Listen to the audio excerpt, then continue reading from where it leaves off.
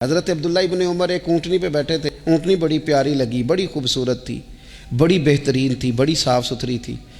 تو 2-3 دفعہ اپنے غلام سے کہا, یار بڑی پیاری ہے, بڑی خوبصورت ہے, دیکھو اس کا چلنے کا انداز کتنا نرالا ہے. آج کل بھی ڈرائیور گاڑی چلاتے ہیں تو کہتے ہیں بڑی ہلکی پھلکی ہے جی, بریکیں بھی بڑی ٹھیک ہیں جی اس کی, فلاں معاملہ بھی اس کا بڑا صحیح ہے.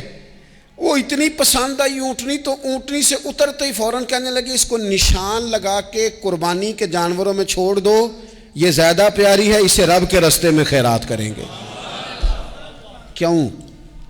ایک باریک نکتہ صوفیاء نے بیان کیا ہے. اللہ کے نیک بندے کہتے ہیں کسی جگہ بھی تمہارا دل اللہ رسول کے مقابلے میں الجھنا نہیں چاہیے. کوئی ایسی چیز جو رکاوٹ بن رہی ہو, رکاوٹ, وہ کیا کہتے ہیں, کچرا آ گیا ہے, اس کچرے کو لوگ ٹھیک نہیں کرتے, کہتے نکال دو تاکہ معاملہ صحیح رہے. ایک چھوٹا سا باریک سا ہلکا سا دھاگے کی طرح کا ایک ٹکڑا اگر کسی وقت گوشت کا آپ کے دانت میں الجھ جائے نا, وہ سارا ذائقہ تباہ کر دیتا ہے.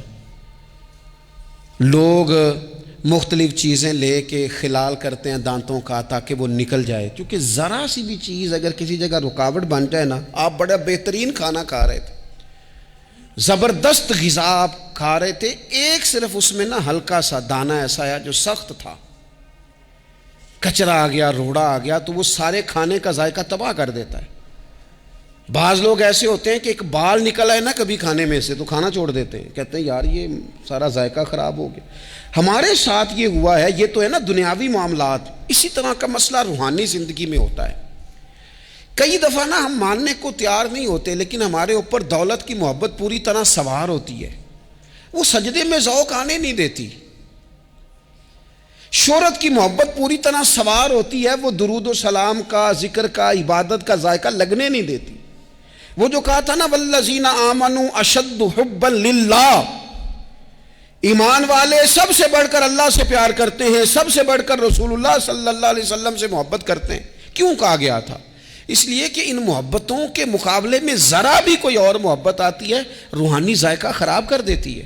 ہمارا دل نہیں لگتا, ہم بور ہوتے ہیں, ہم پریشان ہوتے ہیں. مسئلہ یہ ہے کہ جس دل میں صرف رب رسول کو ہونا چاہیے تھا, وہاں شہرت آ گئی ہے, شہرت کی محبت آ گئی ہے, دکھاوا آ گیا ہے, مال آ گیا ہے, کئی قسم کے ہم نے بت معاذ اللہ اکٹھے کر لیے, اور پھر وہ ساری کیف مستی آئے. یہ کیسے ہو سکتا ہے؟ حضرت عبداللہ ابن عمر رضی اللہ تعالیٰ عنہ کے پاس ایک گدھا تھا. ہم پنجابی میں تو کہا کرتے تھے کہ بڑا ساؤ جانور ہے, بڑا دھیما ہے, بڑا اچھا ہے, سواری بھی کرتے تھے اس پہ, اس پر بوجھ بھی رکھتے تھے, اور بھی کئی کام, جانوروں کا چارہ بھی اس پہ رکھ کے لایا جاتا تھا. بہت سارے لوگ اس کی تعریف کرتے تھے کہ ظاہر ہے اس وقت یہ جانور ہر گھر کی ضرورت ہوتے تھے. لوگوں نے بڑی تعریف کی کہ جناب یہ گدھا بڑا اچھا ہے, بڑا عمدہ ہے. اب بعض چیزیں ایسی ہوتی ہیں جن سے دل لگ جاتا ہے.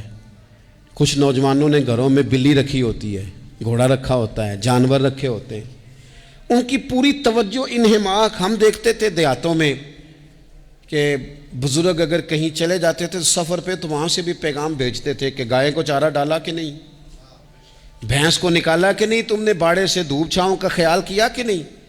وہ چیز ذہن میں آ جاتی تھی. حضرت عبداللہ ابن عمر رضی اللہ تعالیٰ عنہ, وہ گدھا چونکہ بڑا پیارا تھا, بڑا اچھا جانور تھا, اور بڑے کام کرتا تھا, بہت سارے معاملات گھر کے اور کھیتی باڑی کے اس کے ذمے تھے, تو گھر والے بھی کہتے کہ اس جانور کی وجہ سے بڑی خیر ہے, بڑے کام ہو جاتے ہیں. آپ کا بھی خیال تھا. حضرت عبداللہ ابن عمر ایک دن گھوڑے سے نیچے اترے یا اس گدھے سے نیچے اترے, تو خادم کو بلا کے کہنے لگے اسے لے جاؤ اور بیچ کے پیسے اللہ کے رستے میں خیرات کر دو.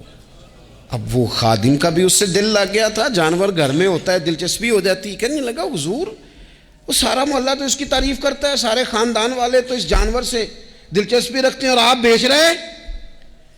آپ فرمانے لگے جس طرح سب کا دل اس کی طرف ہے نا کہ اچھا جانور ہے, میرا بھی ہو گیا ہے, لیکن میں اپنے دل کو سوائے رب رسول کے کسی اور طرف ہوتا دیکھ نہیں سکتا.